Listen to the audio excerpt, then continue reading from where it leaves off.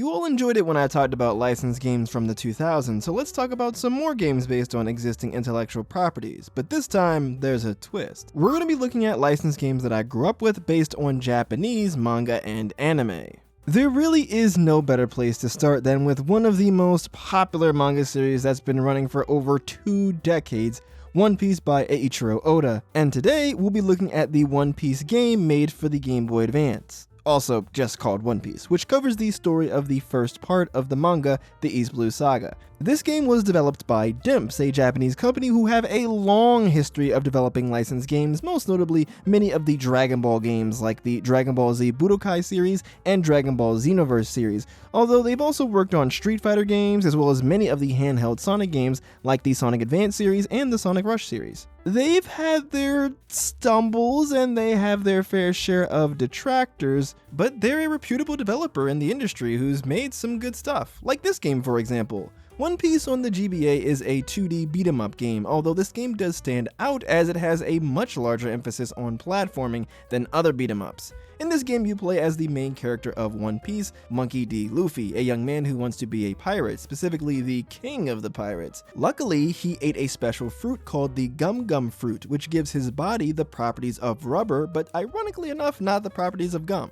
Luffy's rubber body gives him access to a variety of unique moves, like a long-range punch, the ability to deflect bullets by inflating himself like a balloon, and the power to rocket himself in different directions by using his elastic body like a slingshot. You can also call on the help of one of your pirate crewmates by pressing the A and B button together to do a special move. I really wish they used a different button combination for this, as there have been plenty of times when I accidentally activated a special move.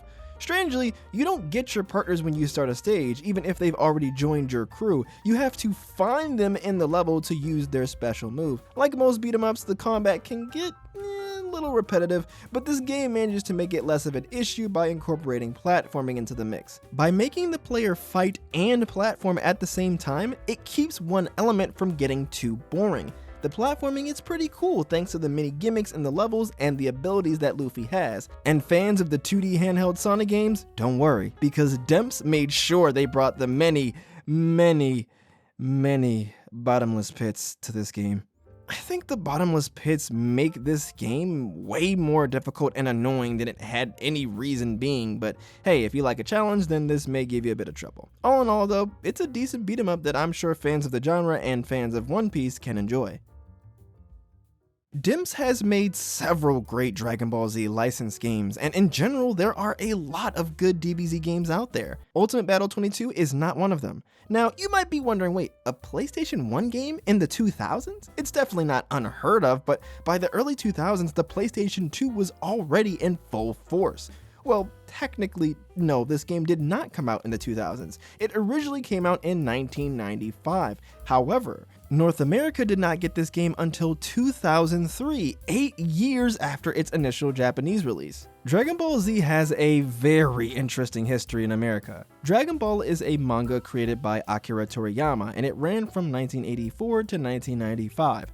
The first part of the manga is about a strange boy with a monkey tail named Son Goku, who travels around the world looking for the mystical 7 Dragon Balls, which can grant a single wish if all 7 are collected. The second part of the manga is about Goku as a grown man, now with a wife and son. The second part of the manga was adapted into an anime called Dragon Ball Z, which ran from 1989 to 1996. DBZ didn't make its way over to America until September 1996, after the show had already finished airing in Japan in January earlier that year. As a result, many of the DBZ games that were released while the series was running in Japan never made their way stateside. However, for some reason, they decided to release Dragon Ball Z Ultimate Battle 22, a very outdated PS1 game from 1995 in North America in 2003. So yeah, this game is pretty bad. Even as a kid, I remember not enjoying this game at all. Before we get into the negatives though, why don't we talk about the positives? The roster?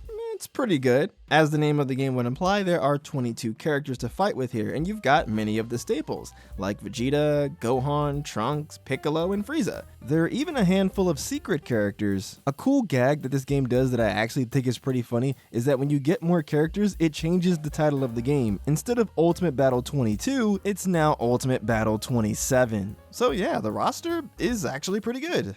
But besides that though, just about everything else kinda sucks. Ultimate Battle 22 is a fighting game, and in a fighting game you want responsive controls, good animations, and weight to the character's moves, which this game has none of. The game feels very slow and very floaty, and every time you throw a punch you have to hear this.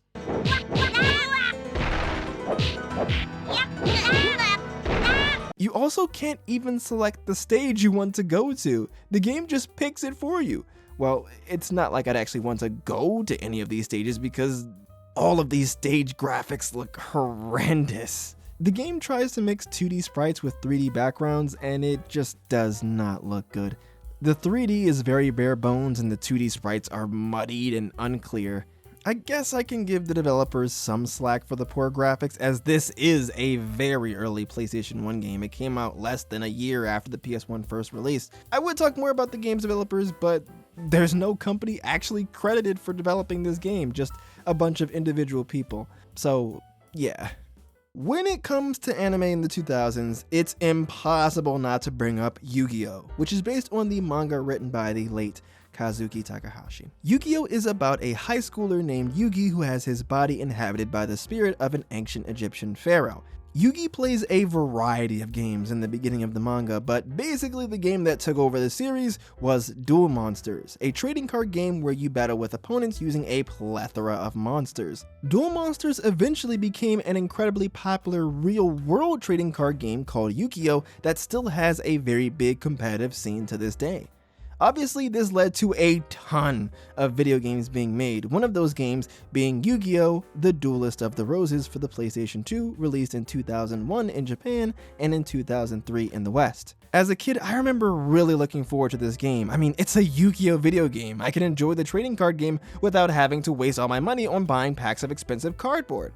But oh boy was I disappointed, because this game is not like the trading card game. Duelist of the Roses plays a lot more like a board game. Monsters are summoned on the board and they can move around. The most important monster on the board is your deck leader. Your deck leader is like the king in chess. It's a monster you want to protect at all costs. You can use your monsters to attack your opponent's monsters. Destroying monsters in attack position causes your opponent to lose life points. Whoever loses all of their life points first loses. Another way to lose is to have your deck leader surrounded by enemy pieces. As a result, positioning is really important in this game. Another reason why positioning is so important is because of the terrain. Each space on the field can be a special type of terrain that'll affect the monsters on them, like the sea terrain boosting the power of sea serpent monsters, and the forest terrain boosting the power of insect monsters. Then there's also the various spell cards and trap cards that can drastically change the tide of battle. Plus, some monsters have their own special effects too. Heck, you can even fuse monsters together to get new monsters with different effects and stats. The gameplay is pretty interesting. The only issue I have is the difficulty. This game can be pretty hard, especially when you're first starting out. The issue is that a lot of the initial cards that you get suck, and the only way to get new cards is, you guessed it, grinding. What's even worse is that you have to defeat your opponent to actually get a new card from facing them. And what's even worse is that you have to play a slot machine minigame to get the new card. The only quick, efficient, and reliable way to get new cards is to cheat. You can enter in special passwords to get new cards to add to your deck. You can pretty easily find these things online, and while you can only get one copy of each card with a password, there's no limit to how many cards you can get in general with this method. There is a deck cost system in place to prevent you from going too crazy with broken cards, but it's pretty lenient, meaning you can potentially stock your deck with a ton of powerful cards from the anime, like the mighty Blue Eyes White Dragon. Speaking of the anime, I guess I should talk about the story for this game, and surprisingly, just like the gameplay, the story for this game is nothing like the manga or the anime. While there are characters who look like Yugi and Seto, heck, they even call them by those names, they actually aren't them. You see, the story of this game is actually a Yu-Gi-Oh!-ified retelling of the civil wars that took place in England in the latter half of the 1400s, called the Wars of the Roses. Yeah, a pretty big change from a story about a bunch of Japanese teenagers playing card games. But honestly, this isn't too far-fetched for Yu-Gi-Oh!, considering ancient history is a big part of the series. I think my favorite part of the story is how there's actually two different routes you can take depending on which side of the war you join at the beginning of the game, the House of Lancaster or the House of York. I was pretty surprised, as I thought the game would just force you to join Yugi's side since he's the hero of the show. I decided to join Seto's side since one of Yugi's followers summoned me here against my will to help fight in a war, whereas Seto, he told me he'd help me get home. Seto Kaiba is overall pretty chill and he has some awesome theme music.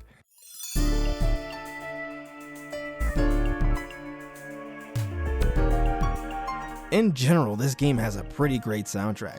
I think my personal favorite parts of the game are the 3D battle animations. It's so cool getting to see all of these cards fully animated, especially niche cards that would never get a chance to show off in the anime, like Crazy Fish, Stone Ghost, and Gruesome Goo. It's a shame that this game is bogged down by some of its issues like the grinding and the fact that the game can be broken pretty easily with just a few cards with the password system, because I think this is one of the most interesting licensed games that I've ever played. As a kid, I didn't like this game at all for how different the gameplay was, how the characters were not the ones I'm used to, and the difficulty of the game. But I've come around to appreciate it for being a really unique game in general, licensed or not. Eventually, I'm gonna run out of licensed games to talk about, so let me know if you all have any fun, horrible, or weird licensed games that you want me to check out for next time.